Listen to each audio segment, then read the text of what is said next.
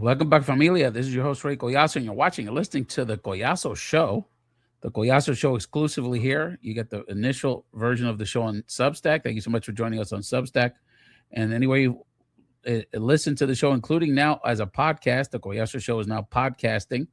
Anywhere you can download a podcast. So feel free to listen to us, subscribe, and rate and review us. Share with your friends on Spotify, Apple, and wherever else you listen to a podcast. On this a very special edition of the Collazo Show, we're going to really give you a sense of the legacy of Willie Colon, the Hall of Fame salsero that we lost a few days ago. And I'm fortunate because in my back pocket, I have one of the salsa historians of my family, actually my father, the original Ray Collazo. Maybe we'll talk about how he became Ray. Well, let's just bring him on the show. Let's talk about Willie Colon, and who else better than my father making the Collazo Show debut, the original Ray Collazo. Bendición, papi. Good evening, son. Good evening, son. How are you? Looking good. I'll tell you what. People wonder where I get my looks. Like, Yeah. I wish I felt as good as I look. Let's get right into it, Pop. We lost Willie Colon, and unfortunately, you and I have this conversation, and we've had too many of these conversations recently. We lose these salsa legends, Eddie Palmieri, my namesake, Rafael Etienne, one of the most, to me, the most underrated Puerto Rican of all times. And you go down the line. So let's just start from here, Pop. What was your first thoughts when you heard that he passed earlier this week? Well, you and I had a conversation that he was ill. I believe he was having some kind of respiratory issue.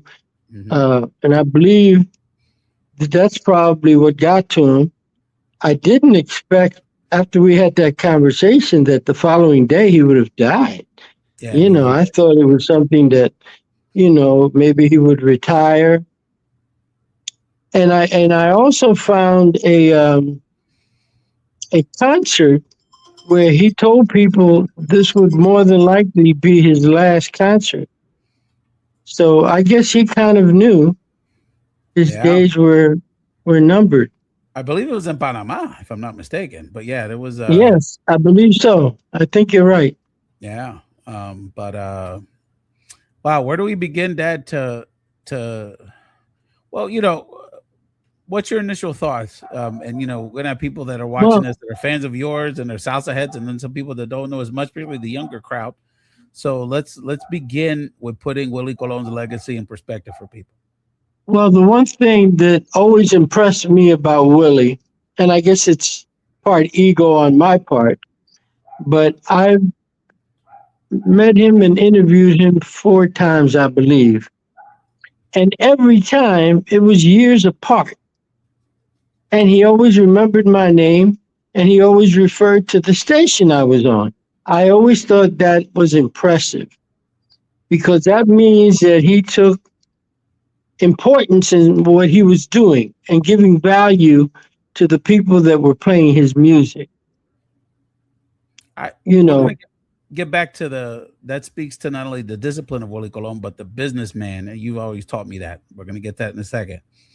But I want to then now go back to the beginning, because one of the things that is so incredible about his legacy, and I tell people, what's so incredible about his legacy is he's like Tiger Woods in a way, because he started as a child prodigy, essentially. He was 16. He was 16 when he recorded his first album. So talk to us about how this kid was such a big part of the salsa movement starting in the 60s in the Bronx. Right. And, and he created an image of a gangster, which for young people like myself, and that even today, that's attractive to young people. So his first album was Malo, and then he had Breaking Out and Hustle, The Hustler, so he always projected an image of gangsters, which attracted young people to his album covers. He didn't necessarily sing about that, other than El Malo, the first album he had. And Willie was a special guy. I don't know how far along you want me to go, but one of the things that he did that broke the salsa New York City scene was that the New York salsa scene was predominantly Puerto Rican, New Yorkers, and it was played predominantly in New York City and slowly in Puerto Rico. But Puerto Rico had their share of it, Gran Combo Sonora and Ponceña. Willie Colon and all of that. And they got played eventually in Puerto Rico. But Willie was smart enough to know that there were a lot more people in Latin America. So Willie then made a cumbia, which is the rhythm that was more popular in Latin America than Cuban rhythms and Puerto Rican rhythms, by recording Che Che Cole. And also Che Che Cole comes from an African thing, you know. So he got played in Latin America because he knew that the cumbia would be successful if it were done right and open up a whole new avenue for salsa to be listened to and bought. It's so interesting that because, and this is one of the things in my humble contribution, I'm not the music historian like you or in music the way, and as an artist, the way my little brother Mario Collazo is a tremendous hip hop artist and his children are, and others.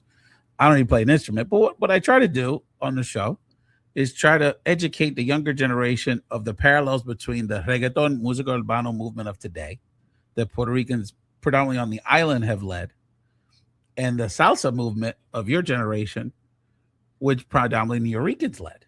And so to give people perspective, this is Willie Colon and his generation of Puerto Ricans that were New Yorkers that essentially created, and Fania and go down the list, Eddie Bobby, all these people who created a movement very analogous to where reggaeton is today. And to your point, we're having this conversation that days after Bad Bunny has 2 sold out concerts in the largest stadium in Brazil over the weekend. They And speak Portuguese, not necessarily Spanish, even though I believe they probably understand it and do speak it in certain that's right. areas. And so he's broken that barrier, that language barrier, that cultural barrier. I was a lot of similarities. And in Willie's generation, can I say something? that's what Can he I did. say something? Absolutely. That Willie Colon had criticized Bad Bunny.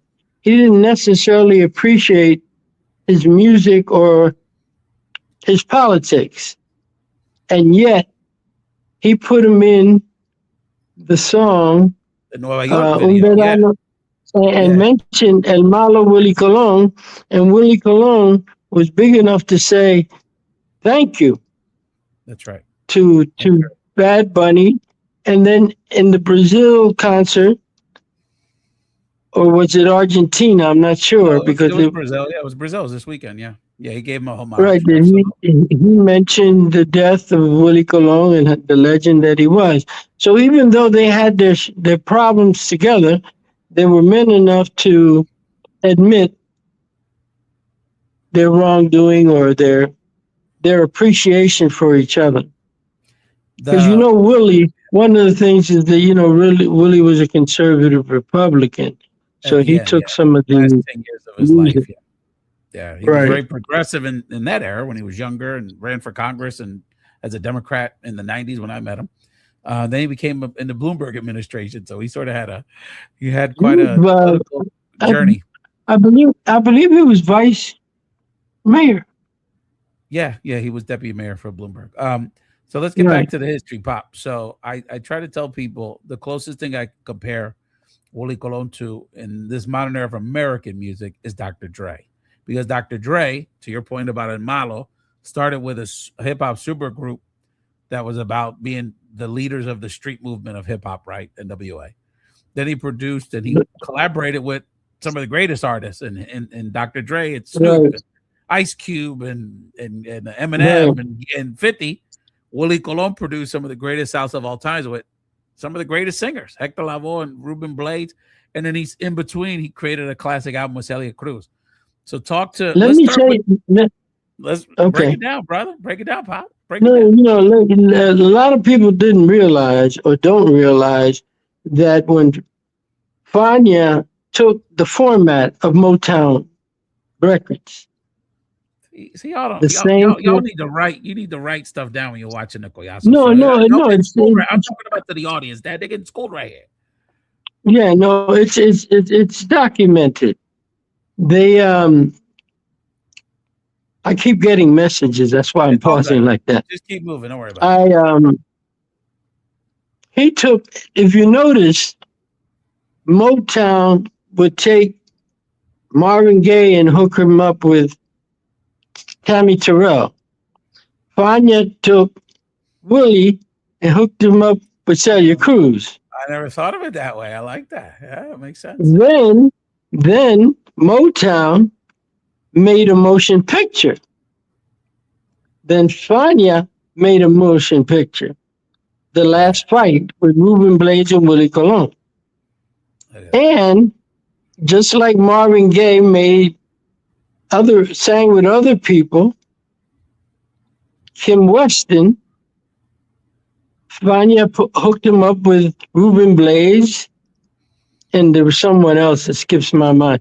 But they literally followed the footsteps of the Motown because they were together. It was the same era, the 60s and the 70s. 70s, yeah. Pop, let's go to Hector Lavoe in a sec. The Hector Lavoe Willie Colon collaboration for a second, because I mean, not only some of the most incredible salsa music, but I mean, you tell me that those two together bridge the Puerto Rican communities on the island in New York and us as much as anybody. Yeah, well, Willie, it was the contrast because it's amazing to me because I saw his comments at his last concert and his Spanish was perfect. When Willie first started, he could barely speak Spanish.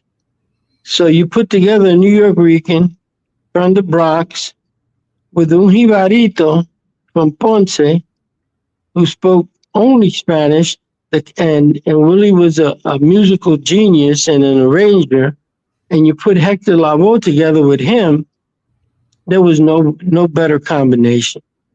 And they were very successful. Unfortunately, Hector, due to his humbleness when he first got to New York, I think New York ate him alive, with the breaking nights and the drugs and the alcohol and the women. That's Chronicle del Cantante, starring Mark Anthony and J-Lo. That was well chronicled, unfortunately. And a lot of people, I remember reading reviews where they criticized that they could have mentioned more of the musical part. But my thought was the drugs and the alcohol were at least half of the history of him. The things he did, I was around him a couple of times. Well, I can tell you this one story that it was a Valentine's Day dance at the Hollywood in Pensacola, New Jersey. It was a hotel. And the day of Valentine's, 23 inches of snow fell, so we had to cancel it for a week. And that kind of took some of the funk out of it. Yeah. Hector Masonave, the late Hector Masonave, it was his dance. Promoter, legendary. Yeah, and a dear friend of mine. And a Borinquenier. Yes, a Borinquenier, man. He was really proud of it. May he rest in peace. I'm 100%. He did something that he told me. Two things he did. He didn't tell Willie that Hector was going to reunite with him because he knew that Willie would have said no. And if Willie had said yes, that he probably would have charged him double the price. So he got Willie to come, not knowing Hector was going to sing that night. So it was a reunion. That's incredible. And then Hector told me that he paid a couple of $100 extra to bring Hector so someone could make sure that Hector didn't use drugs. There you go. Unfortunately, the $200 went to his wife, who used as much drugs as he did, and they ended up in a hotel room, all smacked out, all heroined out. and we had to go get him, dress him, bring him down to the stage. I mean, I hate to tell these stories, but that's what Hector Lavoe was That was about. pretty. Look, I mean, that was Hector's life was the Puerto Rican tragedy. The Right. Puerto Rican dream tragedy. So this part of it. But let me say this. Yeah, Once he got on stage, he grabbed the mic. He didn't move at all, but he sang 45 minutes without missing a beat. unbelievable. Pop. But The uh-huh. but he was known to create problems. In Puerto Rico, what's the word? A guy que vacila mucho. Say. So he had been beat up in Connecticut about 3 months earlier because he started Yeah. messing with the guys there. So that night, even though it wasn't Valentine's Day, the dance, because it was canceled due to the snow, he said in Spanish, and I remember saying, "Oh my God," he said, "Todos ustedes, mire a su mujer." And they all looked at their women. He said, "Esa mujer quiere dormir conmigo." Ay, Dios mío. Wow. Way to ingratiate Every yourself with the audience, huh? My no, God. no, no, What no. a terrible Then thing to say. every security that I had there ran up to me and said, "What are we going to do now?" I said, "You got to take care of me first of all, and just be." It was. That's the kind of guy Hector was. You Unbelievable. know. Pop, let's talk about the other incredible collaboration. We now that this generation, Bad Bunny and all these guys have brought salsa back to the forefront. You see all this new media stuff online with, greatest salsa album lists and all these lists. But then there's a lot of debating between 10 and 2. But then when it comes to it, I mean, universally among salsa experts and lovers, the collaboration with Willie and Ruben Blades, specifically Siembra, is Yeah. considered the No. greatest work That of that art. that's The greatest still work of art. that's still Cool people on on Siembra, Willie Colon, Ruben Blades collaboration. Pop. no. That was just unbelievable. First of all, you had a musician that had many years of experience, which was Willie Colon. Then you had a Harvard graduate with a law degree that spoke two languages, was Panamanian, and for the first time, he when we were first growing up in the '60s and early '70s, the New York City sound was about the arrangements. They weren't saying much of anything. They were saying boogaloo, shake your butt, you know. Some We analogies ran up to the the modern day. Anyway. Yeah, we ran up the steps, we came down the steps, nothing intriguing. Yeah. Other than Eddie Palmieri. Eddie Palmieri was always into the civil rights thing, but most of them were, and then the singers were guys raised in New York, so their Spanish was limited. So I used to think that was probably why the lyrics were limited. But then Ruben came along and got together with Willie Colon. Now you got a masterful producer, composer, arranger, and a brilliant, poetic lawyer from Harvard who lived the Latin American experience, which Willie knew nothing about. He was a New Yorker. So We school those lyrics that you hear in Siembra are unbelievable because he talks about, guys wearing certain pointy shoes and having a knife in the back of his pocket and, just things that Willie and myself wouldn't know anything about because the Latin American experience was much different than a Puerto Rican from the Bronx. So And you even put that together. yeah, But Willie made a statement that really made me understand how great an impact it had in Latin America. They were put in the middle of a rock concert. I forget the country. It may have been Panama. It was a rock concert, and they were concerned. What are we doing at a rock concert? and all these potheads and all that. But when they came out, everybody got excited and sang every song word for word. That's the type of impact that album had. And it's Hector. still the largest selling album ever. Maybe except Bad Bunny, but Bad Bunny is not an all salsa That's album. right. That's right. No, and Ruben and Hector, but particularly Ruben, brought really ushered into your point, ushered salsa into Latin America in a much bigger way. So when we think about reggaeton now, with Puerto Rico being the base, and then Santo Domingo, Colombia, Venezuela, and all the South American countries, that Let was a me very let me similar say this trajectory to because salsa, especially with salsa with Colombia.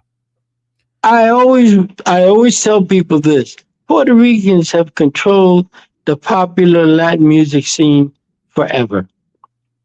Once Cuba shut down, we the mambo, Yeah, the Tito Rodriguez, freestyle, people's hip hop. the Yeah, boleros, the yeah. salsa, the rap.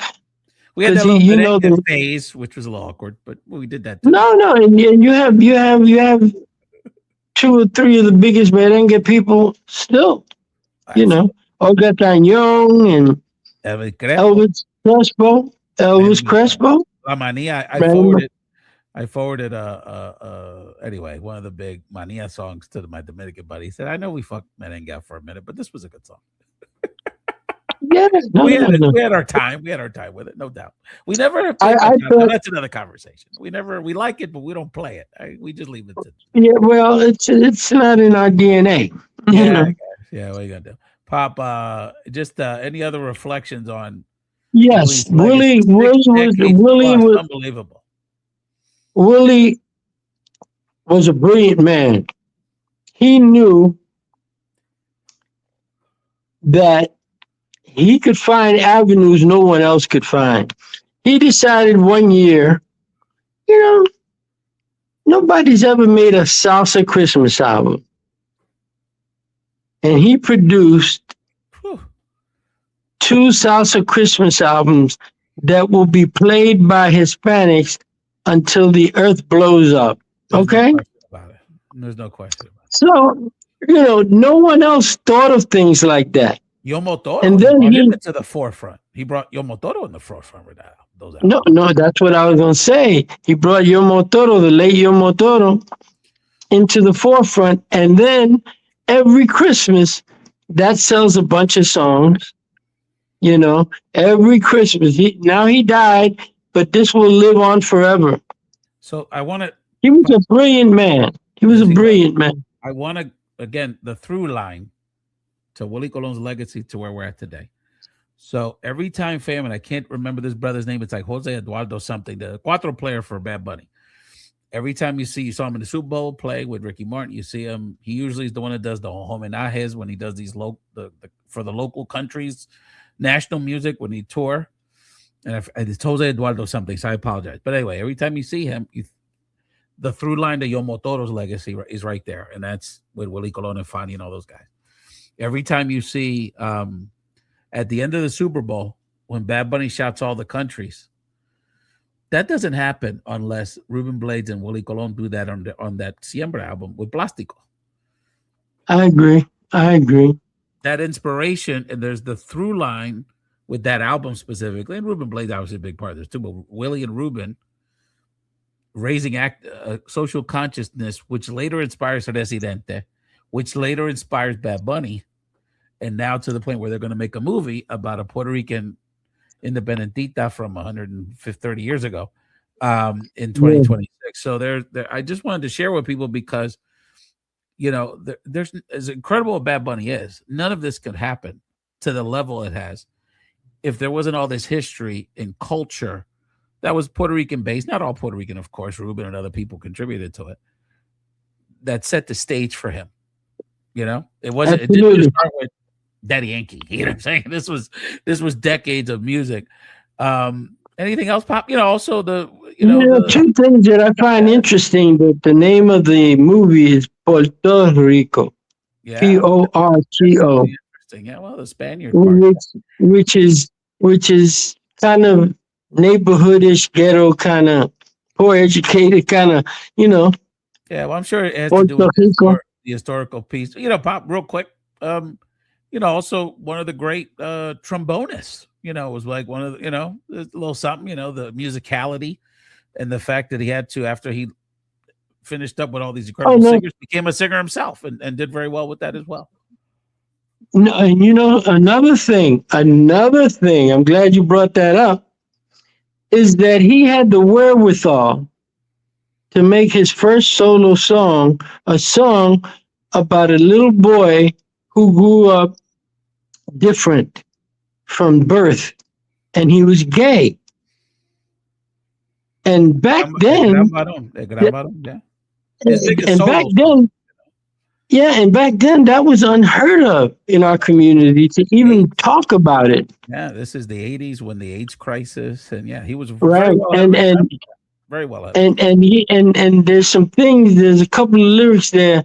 Lo que nace partido nunca se dobla, something like that. But I remember that to be, again, he was always ahead of the curve. Yes, he was. Where where people didn't, they kept it traditional. That's right. That's why I love Eddie Palmieri and Willie Colon. That's right. That's right. Well, Pop, this was a great conversation, the first of many here on the Collazo Show.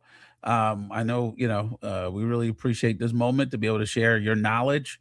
For people who don't know, my pop was, one of these salsa historians and one of the first big salsa radio announcers back in the days, and he still shares his knowledge. So we're blessed to be able to school some of y'all on some of this stuff.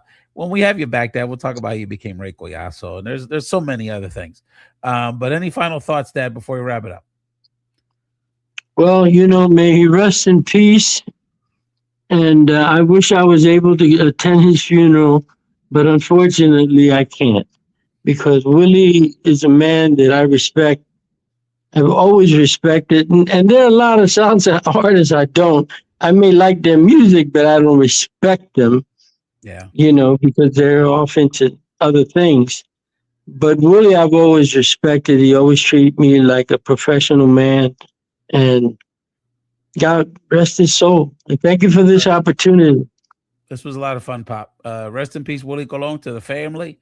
And we're going to continue to elevate our legacy, our history. And, there's nothing more fun than talking about salsa with Ray Collazo. So thank you, Dad. Love you a lot. All right, Pop. God bless you, son.